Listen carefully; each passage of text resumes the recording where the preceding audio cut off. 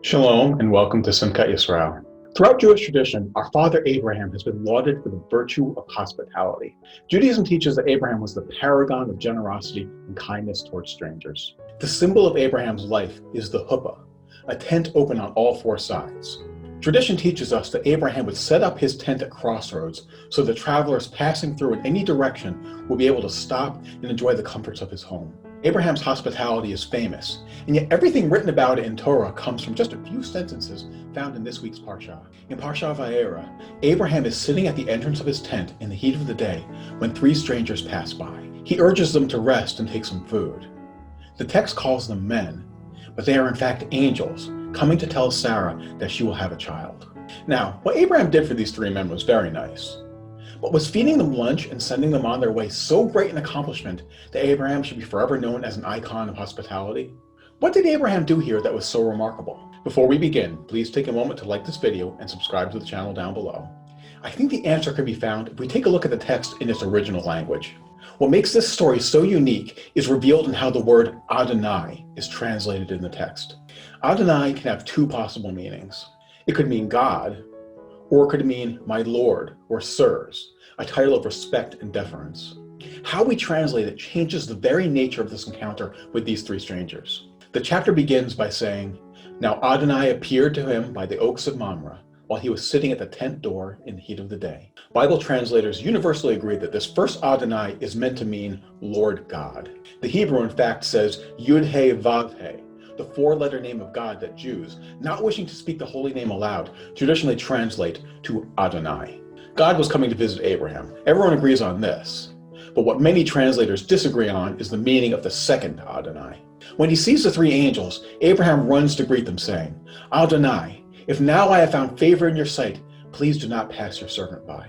Most Bibles translate this Adonai to mean sirs. If this is the case, then Abraham is simply welcoming guests as they pass by his home. A very nice gesture, but nothing that astounding. However, this is not the way Judaism has ruled that we translate this passage. In the Jewish reading of this text, the second Adonai is always translated as Lord God. So the Jewish tradition rules that the passage should be read, "The Lord appeared to Abraham. He looked up and saw three men standing over him. On seeing them, he hurried from his tent door to meet them and bowed down. Turning to God, he said, 'My God, if I have found favor in your eyes, do not leave your servant until I have given hospitality to these men.' He then turned to the men and said, 'Let me send for some water so that you may bathe your feet and rest under this tree.'" Think about the implications of this. This translation suggests that Abraham interrupted God as he was about to speak and asked him to wait while he attended to his guests. He basically did the equivalent of picking up his cell phone while God was talking to him and saying, "Hold on, I have to take this." This interpretation has become the basis for a principle in Judaism.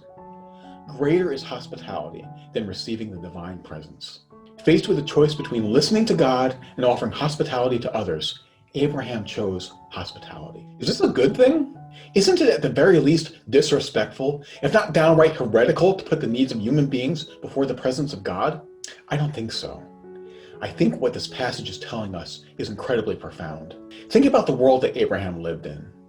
Tradition teaches us that Abraham's own father was an idol maker. The people of his time worshiped the sun, the stars, and the forces of nature as gods. But Abraham knew that God is not in nature, but beyond nature. He knew that there is only one thing in the universe on which he has set his image: us. Abraham knew that to live the life of faith is to see the face of God in every human being. It's easy to receive the divine presence when God appears as God. What is difficult is to see God when he comes disguised as a stranger. That was Abraham's greatness in hospitality. He knew that serving God and offering hospitality to strangers were not two things, but one. Abraham teaches us that we can honor God by honoring each other.